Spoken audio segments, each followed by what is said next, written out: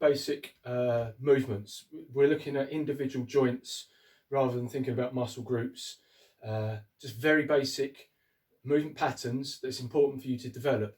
You need to understand this on an intrinsic level. This is about proprioception, which is the sense of movement and awareness of movement in relation to the space that you're in. So starting with the upper body, the first little thing is just to think about moving the chest, just the chest, or in fact the rib cage. So you want to try and lift the chest up. You lift the chest up by bringing the shoulders back and down, and then the chest moves up and then down and then up and then down. So the chest, your sternum, the bone here, goes up and down. The head doesn't move. Okay? Keep the neck in a neutral position, keep your chin in, just move the chest. You'll feel it here, you'll feel it under your ribs as well. Then we can expand on that. We can add in some shoulder rolls. So you hollow the chest and internally rotate the shoulders. So you're hollow and concave here. Exhale. Then inhale. Roll the shoulders back as you lift the chest. Notice my head isn't moving. I'm not looking up. We're not moving the neck. We're just moving the chest. Inhale. Exhale. From the front. Inhale. Exhale. Okay, now we move down to the hips. So feet narrow, just inside the line of the hips, and you hike the hip up one side. So my hands are on the hip bone. Look how the hip tilts from side to side. Okay, looks a bit weird, feels a bit weird, but it's important to be able to isolate this movement because it's an important part of the gait cycle when you're walking.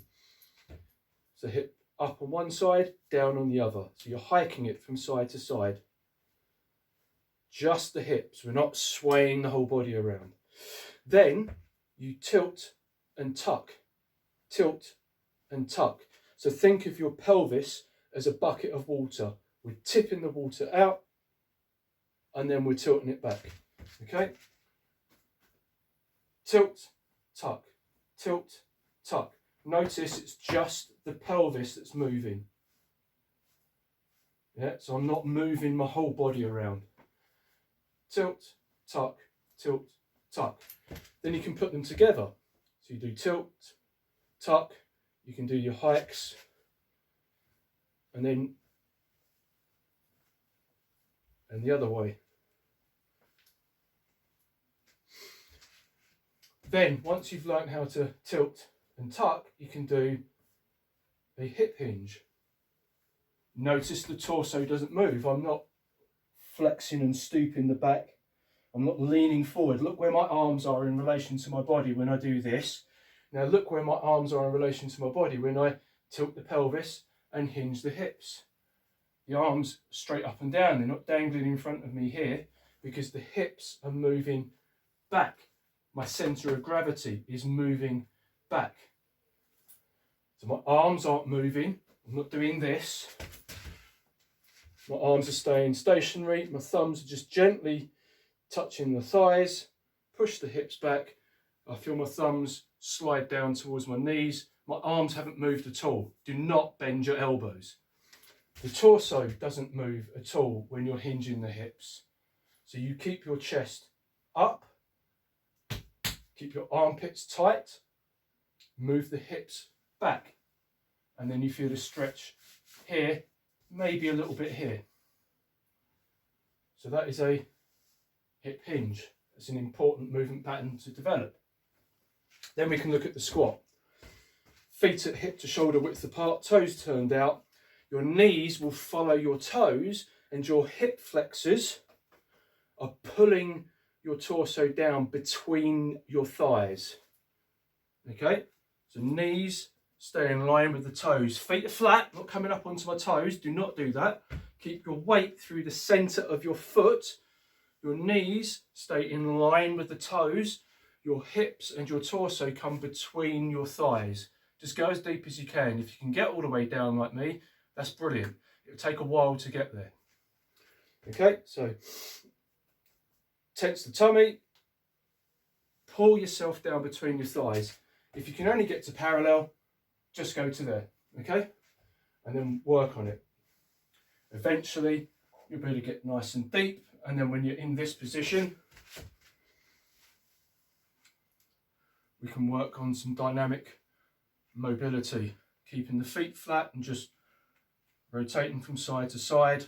You can even get some spine rotations in that position. And when you come up, you push your feet into the floor and just rise straight up. One more thing, balance. Standing on one leg. Just bring one knee up slowly. You shouldn't be rocking all over the place here.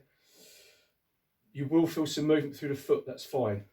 To make it more stable, brace your abs, like you're protecting yourself from a punch. Squeeze your buttock. So my left foot is on the floor. I clench my left buttock as I bring my right knee up. That gives me the stability, chest up, chin in, the stability to stand on one leg. And then we can alternate that. And then once you can do that safely and confidently, then you can add some movements into it. Bring the knee up, reach forward, reach back, reach to one side. That's harder. Clench the buttock, reach to the other side. So we're making it progressive. So work on those, it will improve your movement patterning, your proprioception and your sense of movement and your intrinsic mind-muscle connection, which will then make you better at exercise. That is